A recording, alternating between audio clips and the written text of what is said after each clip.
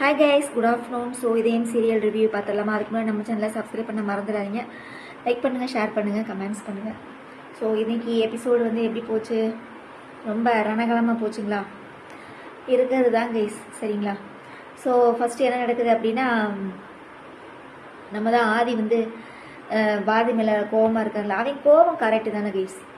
நான் என்ன சொல்கிறேன், பொதுவாக நீங்கள் ஒரு விஷயத்தை நல்லா பார்க்கணும். அவன் வந்து இவ கல்யாணம் பண்ண வச்சதுக்கெல்லாம் அவன் கோவப்படலை. அவங்க ரெண்டு லவ் பண்ணுறாங்க. அப்போ அதை இவ வந்து முன்னாடியே சொல்லியிருக்கணுமா இல்லையா? அதுதான் வந்து அவனுக்கு கோவமே ஒழிய மற்றபடி கோவம்லாம் எதுவுமே கிடையாது. அப்புறம் வேறு என்ன நடக்குது? அவாய்ட் பண்ணுறான். நிறையா இடத்துல வந்து நின்று பேசலான்னு பார்க்குறான், அவாய்ட் பண்ணிக்கிட்டே இருக்கிறான். அதுக்கப்புறம் காலையில் ஸ்கூலுக்கு எப்பயும் கொண்டு போய் இவன் தானே விடுவான். மித்ராவும் இவனும் கிளம்பி வராங்க. காரில் ஏறி உட்காந்தோன்னே காரை எடு மித்ரா அப்படிங்கிறான். உடனே இவங்கெல்லாம் பேக்கெல்லாம் எடுத்துகிட்டு வெளியே வந்து பார்க்குறாங்க, கார் போயிடுது.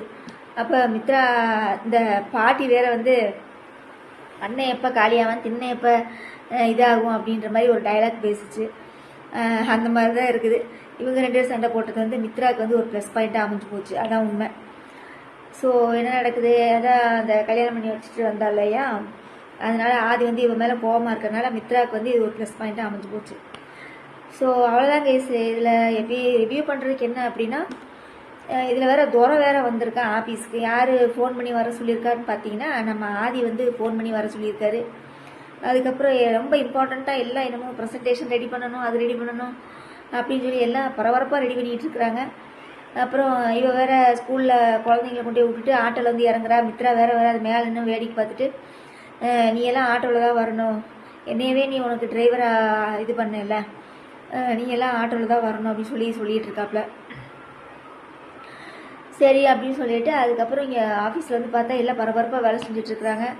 அப்புறம் ஐயோ, நான் இந்த இதை நான் எப்படி மறந்தேன் அப்படின்னு சொல்லி, இந்த கல்யாண விஷயத்தில் நான் இதை வேறு மறந்துட்டேன்னு சொல்லி அவளுக்குள்ளேயே புலம்பிக்கிறா. அப்புறம் ஆதிக்கிட்ட போய் ஃபைல் எடுத்துகிட்டு போய் கேட்க போகிறா. அதுக்கப்புறம் உங்களுக்கு நிறையா வேலை இருக்கும் பாரதி, நீங்கள் அந்த வேலையை போய் பாருங்கள், இதெல்லாம் நாங்கள் பார்த்துக்குறோம் அப்படின்னு சொல்லி ஆதி சொல்கிறாப்புல. சொன்ன உடனே அதுக்கப்புறம் துரையை கூப்பிட்டு விட்டுறான். துரை வேற வந்து இங்கே பாரதியை போட்டு என்ன சொல்கிறதுனே தெரியல. அவன் ஒரு மாதிரியே தினுசாவே பேசிகிட்டு இருக்கிறான். அவன் இன்னும் திருந்தவே இல்லை கைஸ். சீசன் 1லையும் திருந்தலை, சீசன் 2லையும் திருந்த மாட்டான்ட்டு நீ அவங்க அண்ணன் வாசு வந்து 4 அடி போட்டால் தான் இவன் திருந்துவானாட்டிருக்கு. அந்த மாதிரி தான் இருக்குது. ஆனால் அவனால் அந்த கதையில் வந்து ஒரு திருப்பம் ஏற்படுது அப்படின்னா நல்ல விஷயந்தான், சரியா? ஆதியே ஃபோன் பண்ணி வர சொல்லியிருக்கான்னா அப்போ கண்டிப்பாக ஏதாவது பாரதி வீட்டுக்காரை பற்றி தான் கேட்குறக்காக தான் கூப்பிட்ருப்பான். நீ துரை உண்மையை சொல்லுவானா சொல்ல மாட்டானா, இல்லை பாரதி பேச விடுவாளா பேச விட மாட்டாளா, ஒன்றுமே தெரியல, சரியா? எதையாவது சொல்லி துரையை வந்து அனுப்புறதுக்கு தான் அவள் பாப்பாளே ஒழிய ரெண்டு பேர்த்தையும் பேச விட மாட்டான்னு நினைக்கிறேன். ஆனால் ஆதி வந்து அதை கண்டுபிடிச்சிட்டான். நீங்கள் ஏன் என்னை அவர்கிட்ட நீங்கள் பேசவே விட மாட்டேங்கிறீங்க, அவர் வந்து என்கிட்ட எதாவது சொல்ல வந்தாலும் நீங்கள் ஏன் சொல்ல விட மாட்டேங்கிறீங்க அப்படின்னு அவன் கண்டுபிடிச்சிட்டான். ஆதிக்கு வந்து டவுட் ஆகி போச்சு, சரியா? நீ வந்து துரை வந்து அதை சொல்லுவானா, இல்லை இவன் வந்து பணத்தாசை பிடிச்சவன். யாருன்னு பார்த்தீங்கன்னா துரை வந்து பணத்தாசை பிடிச்சவன். அதனால வந்து பார்த்தீங்கன்னா இங்கேருந்து எவ்வளோ நம்ம கறக்க முடியுமோ கறந்துட்டு நம்ம போகலாம். அவனுக்கு பாரதி மேலேயோ குழந்தைங்க மேலேயோ யார் மேலேயும் துளி கூட அக்கறை கிடையாது. அவன் அப்போ இருந்து சீசன் 1லேருந்தே பார்த்தீங்கன்னா பாரதி மேலே ஒரு இதாக தான் இருப்பான். காசு காசு காசு காசு, சரியா? உன் வாழ்க்கை சரியாமையில, என் வாழ்க்கை சரியாமையில. அவள் தான் இங்கே வந்துட்டாளே விஜி. விஜி காலத்தில் தானே தாலி கட்டியிருப்பாள் சீசன் 1ல். அதுக்கப்புறம் தானே விஜி வந்து வீரா சீரியலில் வந்தாங்க. அப்புறம் சன் டிவிலையும் நடிப்பாளாட்டிருக்கு விஜின்ற அந்த பொண்ணு வந்து. உன்னை ரியல் லைம் எனக்கு தெரியல, அந்த பொண்ணு சன் டிவிலையும் நடிக்க மாட்டிருக்குது. அவ்வளோதான் கைஸ். ரிவ்யூ பண்ணுறதுக்கு வேறு என்ன இருக்குது? ஒன்றுமே இல்லை. இது ஆடு வேறு போட்டாங்க, இரு இதயங்கள் ஒன்று சேருமா அப்படின்னு. அது சேருதா சேரலையா நம்மளுக்கு அதெல்லாம் தேவையில்லையா, சரியா? நம்மளுக்கு கதை வந்து கரெக்டான பாதையில் போகுதா, அதான் நம்மளுக்கு முக்கியம். Okay, done. வேறு என்ன உங்களோட நிறைய குறைகளை கமெண்ட்ஸில் சொல்லுங்கள். அப்புறம் மற்ற சீரியல் கார்த்திகை தீபம் வந்து பார்த்தீங்கன்னா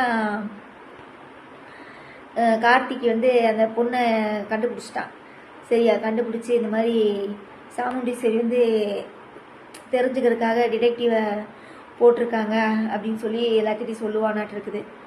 ஸோ சீக்கிரமாக உண்மை தெரியுமாட்டிருக்கா. அப்படி உண்மை தெரியறதுக்குள்ள நானே போய் சொல்கிறேன் அப்படிங்கிறான். ரோமோவில் பார்த்தேன். அப்புறம் மற்ற சீரியல் அயலி அது அந்த பொண்ணை காப்பாற்றினாலாம் என்னன்னு தெரியல. சின்னஞ்சிறுக்கிடையில் கர்ணா கர்ணா க கர்ணாவை வச்சு இந்து கழுத்தில் தாலி கட்ட வைக்கிறாங்க. சரியா, ஆனால் அந்த சீன் முடிஞ்சிருச்சா என்னன்னு தெரியல. சரியா, முடிஞ்சிருந்தா நீங்கள் கமெண்ட்ஸில் சொல்லுங்கள், சின்னஞ்சிறுக்கிளியை பார்க்குறவங்க. அதுக்கப்புறம் சந்தியா ராகம், யோ அப்பா சுத்த அருவை. யார் ஜானகி சொல்கிறா மாயா வந்து அறிவாளியாம். அப்போ நாடகத்தில் நீங்கள் எல்லாம் முட்டாளுகளா? எப்படிலாம் டயலாக் எழுதுறீங்க? அப்போ மாயா ஒருத்தி தான் அந்த சீரியலில் வந்து அறிவாளி, மற்றவங்களாம் வந்து முட்டாளுங்க, அப்படித்தானே? மற்றவங்களாம் வந்து கோமாளிங்க. இந்த அம்மா ஒன்று தான் அந்த குடும்பத்துக்கு ஒன்றுனா குடும்பத்தை தூக்கி நட்டமாக தூக்கி நிப்பாட்ட போகிறா. அதுக்கப்புறம் வந்து ஏதாவது ஒரு பிரச்சனைனா காப்பாற்றுவா. அதனால மாயா தான் அறிவாளி, நீங்கள்லாம் முட்டாளுங்க. எவன்டா டயலாக் எழுதுனது? கதையை கொஞ்சம் மாற்றுங்கடா. எப்போ பார்த்தாலும் பாவம் அந்த சாரு பொண்ணு அடி வாங்கிக்கிட்டே இருக்கிறா. அவளுக்குன்னு ஏதாவது ஒரு டேர்னிங் பாயிண்ட் கதையில் கொடுங்க. அப்போ தான் கதை வந்து சுவாரஸ்யமாக இருக்கும். சரியா, இனியும் வந்து அந்த மாப்பிள்ளைக்காரை வந்து தாலி கட்டிட்டான்னு வச்சுக்கோங்க சாரு கழுத்தில், இன்னும் சாரு வந்து வில்லியாக தான் ஆவான். புரியுதுங்களா? அவங்க இந்த மாதிரி கதையை ட்ராக்ல தான் கொண்டு போவாங்களாட்டு இருக்குது. ஆனால் எதுக்கு மாயாவுக்கு வந்து அப்படி ஒரு கனவு வந்துச்சுன்னு தெரில. கதையை நீ இடையில மாற்றினாலும் மாற்றலாம், மாற்றாமலையும் போகலாம், என்ன வேணாலும் நடக்கலாம். அப்புறம் மத்தியானம் போடுற சீரியலில் இன்றைக்கி சூப்பராக இருந்தது. ஜோசியக்காரர் நல்லா பேசினார். இன்றைக்கி தான் ஜோசியக்காரர் வந்து சூப்பராக எல்லா நாடகத்துலையும் பார்த்ததை விட இன்றைக்கி நல்லா இருந்தது. தமிழரசு தான் அந்த வீட்டுக்கு மருமகளாக வரணும் அப்படின்னு சொல்லும்போது ரொம்ப சூப்பராக இருந்துச்சு. அவன் பார்த்தீங்களா கைஸ், தமிழ் முதல்ல கழட்டி விட்டு போவான் பாருங்க மாப்பிள்ளைக்காரன். சொத்து நகை எல்லாம் போனங்காட்டியும் அந்த பொண்ணை விட்டுட்டு போவான் பார்த்தீங்களா? இப்போ வேற ஒருத்தனை தூக்கி போட்டிருக்காங்க. யார்? நம்ம மாயாவோட கொழுந்தன். கார்த்திகை தீபத்தில் மாயா இருக்க பாருங்க, மாயாவோட கொழுந்தன் இங்கே வந்துட்டார் நடிக்கிறதுக்கு வாரிசு சீரியலில் மாப்பிள்ளையா. இவருக்கு பதில் இவர் அப்படின்னு போட்டாங்க பார்த்தீங்களா?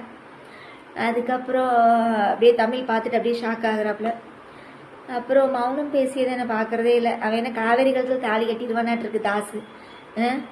ஏதோ பிளாக்மெயில் பண்ணி தாலி கட்ட வச்சுருவாங்களாட்டு இருக்குது. மனசெல்லாம் இந்த பார்க்குறது நான் பார்க்குறதே இல்லை. அது ரொம்ப அருவியாக இருக்குது கேஸ் மனசெல்லாம்.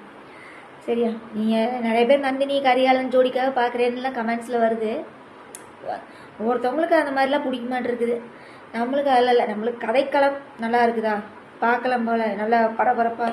எப்படி வாரிசெல்லாம் நல்லா அப்படி பரபரப்பாக ஆரம்பித்த காலத்துலேருந்து இப்போ வரைக்கும் பரபரப்பாகவே ஓடிட்டுருக்கு ஒரே சீரியல் வாரிசு தான். மற்றதெல்லாம் சொத்தலும் சொதப்பலும் வெந்தது வேகாது தான். அவ்வளோதான் கைஸ். வேறு என்ன, மொத்தத்தில் இதயம் சீரியலில் இனி துறையும் ஆதியும் என்ன பேசுகிறாங்க என்னன்னு தெரியல. இனி இவ பேச விடுவாளா மாட்டாளான்னு தெரியல. அப்புறம் நேற்றா முந்தா நாள் ஒரு இதில் வரும், நான் பேசலாம்னு நினச்சிட்டு இருந்தேன், மறந்துட்டேன், இன்றைக்கி பேசிடுறேன். அதாவது இவன் காஞ்சிபுரம் போனான் இல்லைங்களா, ஆதி வந்து காஞ்சிபுரம் போனான் இல்லைங்களா, பாரதியை கூட்டிகிட்டு போயிடக்கூடாது. புரியுதுங்களா? பாரதியை கூட்டிகிட்டு போயிடக்கூடாது. ஏன்னா இவ போனாலே வந்து எதையுமே தெரிஞ்சுக்கவே விட மாட்டான். அவன் உயிருக்கு ஆபத்துன்னு சொல்லியே யாரையுமே பேச விடாமல் பண்ணிகிட்டு இருக்கான். நீ துறையாவது ஏதாவது சொல்லி கதையில் ஒரு திருப்பம் ஏற்பட்டால் ரொம்ப சந்தோஷம்தான். சரியா, அப்படி இல்லை அப்படின்னா நீ ஜவ்வாட்டை இழுத்தாங்கன்னா பார்க்க மாட்டாங்க யாருமே, நல்லாவே இருக்காது. அதுக்கப்புறம் வேற என்ன, அவ்வளோதான் கைஸ். உங்களோட நிறைய குறைகளை கமெண்ட்ஸில் சொல்லுங்கள். சரியா, ஆனால் ஒன்றே ஒன்று மட்டும்தான் கைஸ். சரியா, இத்தனை வேலைத்தனத்தையும் வந்து மித்ரா பண்ணியிருக்கா. எனக்கு தெரிஞ்சு அந்த டாக்டர் இருக்கான் பாருங்க, சரி அந்த டாக்டர் ஒருத்தி ஆப்ரேஷன் பண்ணவர், அவள் வந்து பொய் சொல்லியிருப்பான். எனக்கு வந்து அப்படி தான் தோணுது. உண்மையை சொன்னால் செத்துருவான் அப்படிங்கிறதுலாம் வந்து இதெல்லாம் ஒரு இதுவுமே இல்லை. புரியுதுங்களா? ஆண்டாளும் அழகர்கிட்டே அந்த டாக்டரம்மா அதைத்தான் சொல்லும். உண்மையை சொன்னால் அவர் செத்து போயிடுவாருன்னு சொல்லி அதைத்தான் சொல்லும் அந்த அம்மா. அப்புறம் பாரதிக்கிட்டே அந்த இதைத்தான் சொல்லுவாள். ஒருவேளை மித்ரா வந்து இந்த மாதிரி யார் வந்து கேட்டாலும் இப்படி சொல்லியிருப்பாளா, இல்லை உண்மையை சொன்னால் இவனுக்கு எதுவுமே ஆகாதா, இல்லை எனக்கு ஒன்றுமே புரியல. சரியா, ஆனால் மொத்தத்தில் உண்மையை சொன்னால் செத்துருவான் அப்படிங்கிறது வந்து எனக்கு என்னமோ அது பொய்யாக தான் படுது. அதுவுமே மித்ரா சொன்ன பொய்யாத்தான் இருக்குமோன்னு எனக்கு டவுட்டாக இருக்குது. சரியா, அதுக்கப்புறம் வேற என்ன, ஆமாம் கைஸ், இந்த என்னது இந்த அபி மனோ லவ்வையே இவ சொல்லலேன்னு சொன்னனே ஆதி இந்த கோவப்படுறான். இனி இவங்க அம்மாவை சாகடிச்சது இவ தான் தெரிஞ்சா இவன் ஏற்றுக்குவானா இல்லை ஏற்றுக்க மாட்டானா, இல்லை அந்த டைரியில் என்னத்தை எழுதி தொலைச்சான் அந்த டைரியை எப்போ தான் போய் இவன் எடுப்பான், அந்த கழுத்தில் அந்த சாவியை எதுக்கு தான் இவன் போட்டிருக்கான், சரியா, எதுக்கு தான் நம்மளும் இந்த நாடகத்தை பார்த்து ரிவ்யூ பண்ணுறோம் அப்படிங்கிறதே ஒன்றுமே புரியல. மொத்தத்தில் டைரக்டர் சார் கொஞ்சம் ரூம் போட்டு உட்காந்து யோசித்து சீக்கிரமாக அந்த கதையை முடியும் சார். அப்புறம் இந்த திருமாங்கல்யன்னு ஒரு சீரியல் வருது, அது எப்போ வருதுன்னே தெரியல. ஒருவேளை இதயம் சீரியல் இது முடியுதா, மத்தியானம் போடுறாங்களா? ஏன்னா இந்த மாதிரி மூஞ்சி மோரக்கட்டையெல்லாம் திருமாங்கல்யத்தில் நடித்தாங்கன்னா கண்டிப்பாக அது மத்தியான சீரியலாக தான் இருக்கும். நைட்லலாம் போடுறதுக்கு வாய்ப்பே இல்லை கைஸ். வேணா மாறி இது முடிஞ்சு 6 மணிக்கு போடுறானா, இல்லை வேறு ஏதாவது சீரியல் முடிஞ்சு போடுறாங்களான்னு தெரியல. ஆனால் எனக்கு தெரிஞ்சு இந்த மூஞ்சியெல்லாம் பார்க்கும்போது எனக்கு தெரிஞ்சு மத்தியானம் போடுற சீரியல் ஏதோ ஒன்று முடிய போகுதுன்னு நினைக்கிறேன். நம்ம இதயம் சீரியல் சீக்கிரம் முடிஞ்சால் ரொம்ப நல்லா இருக்கும்ப்பா. எனக்கு ரிவ்யூ பண்ணி சடிஞ்சு போச்சு, சரியா. ரொம்ப என்ன சொல்கிறது, ரொம்ப போர் அடிக்கிற மாதிரி இருக்குது. கதை ஒரு விறுவிறுப்பாகவே இல்லை. சீக்கிரமாக நம்மளுக்கு தெரிய வச்சு ஒரு முடிச்சாங்கன்னா நல்லா இருக்கும். ஐயோ, இது ஜவ்வாட்டெல்லாம் போட்டு இழுத்துக்கிட்டே இருக்கிறாங்க. அப்புறம் இவங்க அம்மா செத்துருப்பா பாருங்க, இவ பேசுகிறா, நம்ம பாரதியவே நம்ம தப்பு சொல்லிகிட்டு இருக்கோம் இல்லையா. இதுக்கு பின்னாடி மித்ரா இருக்கிறது கூட வாய்ப்பு இருக்குது, சரியா. நம்ம அப்படியே யோசித்து பார்க்கணும். ஆனால் மித்ரா இருந்தாலுமே மித்ரா வீட்டுக்கு இந்த காக்கா ரூபத்தில் அந்த பையன் வைக்கிற சாப்பாடு எதுக்கு சாப்பிடணும், புரியுதுங்களா.